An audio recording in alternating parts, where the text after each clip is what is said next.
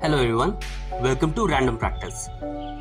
दोस्तों, ये बहुत ही कॉमन फीलिंग है कि आप फिजिकली एक जगह पे प्रेजेंट है, पर मेंटली आपका दिमाग या तो पास्ट में किसी चीज के ऊपर घूम रहा है या फ्यूचर में कोई चीज होने वाली है उसके बारे में सोच रहा है, पर आपका दिमाग उस प्रेजेंट मोमेंट में नहीं है।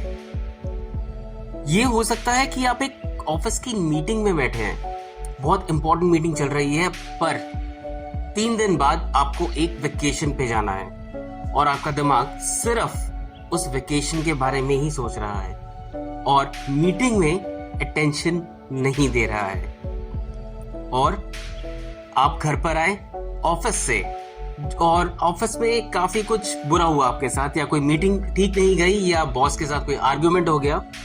आप बैठे अपनी फैमिली के साथ, आप टाइम स्पेंड कर रहे हैं, पर आपका दिमाग सिर्फ ऑफिस में जो हुआ है उसी को बारे में सोच रहा है। इस सिचुएशन में दिमाग कंटिन्यूअसली एक पर्टिकुलर मोमेंट को रिप्ले करता रहता है और जिस पर हमारा कोई कंट्रोल नहीं रहता।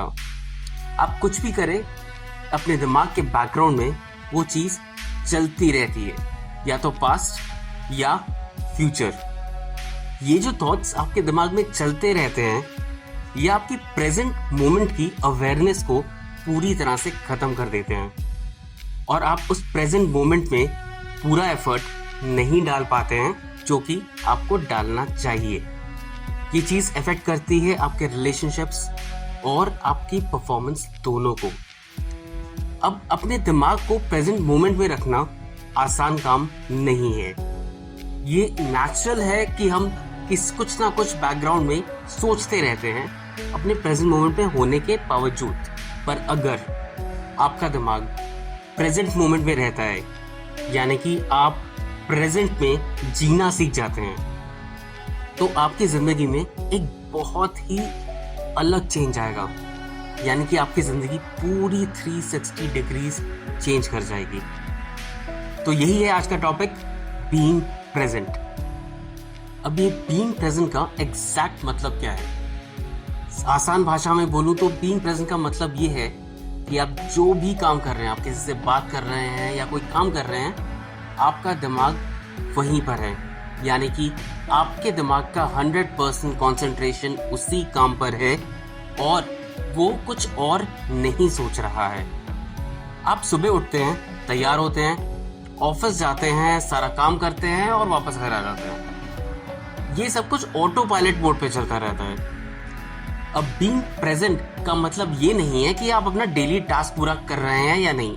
इसका मतलब ये है कि आपका दिमाग कहाँ है। हो सकता है आप पूरा डेली टास्क कर रहे हैं, अपना सारी रिस्पॉन्सिबिलिटीज आप निभा भी रहे हैं, पर आपका दिमाग कहीं और ही घूम रहा है।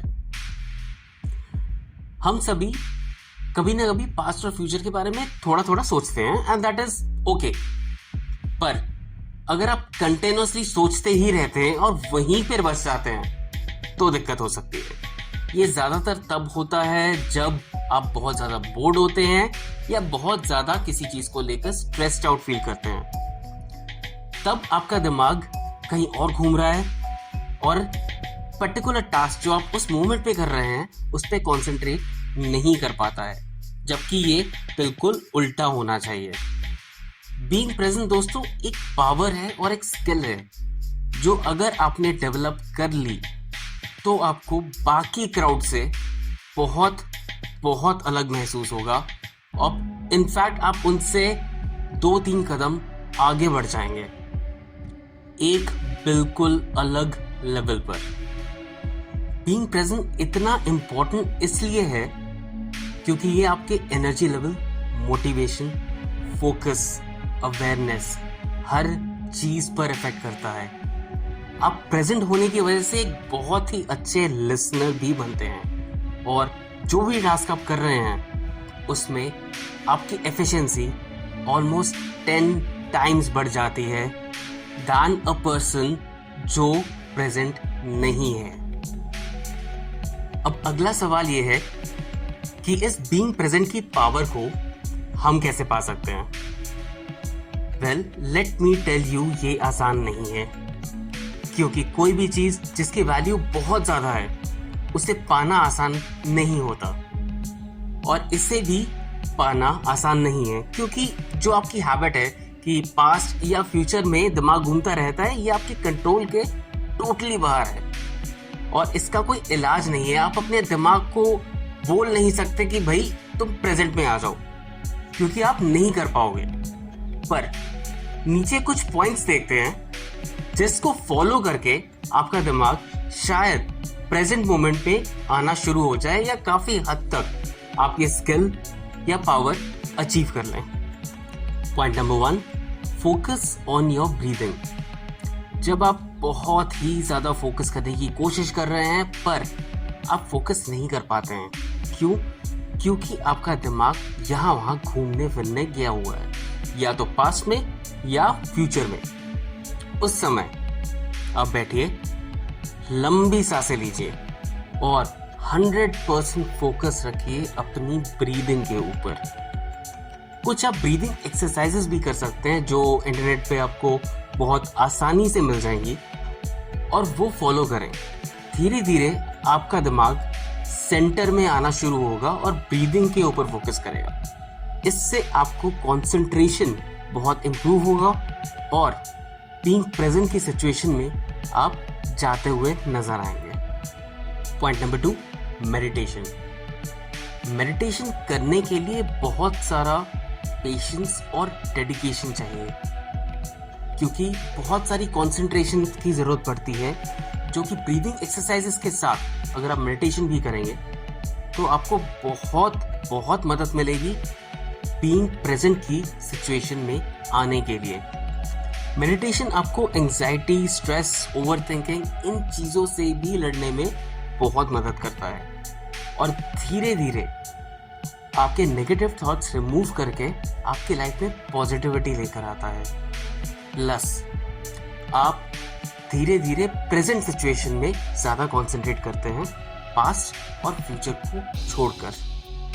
तो थोड़ी देर अगर आप रोज़ थोड़ी सी मेडिटेशन करते हैं, इससे बहुत फ़र्क पड़ेगा और बहुत यूज़फुल होगा आपको बीइंग प्रेजेंट की सिचुएशन में रहने के लिए। Point number 3, limit time spend on social media.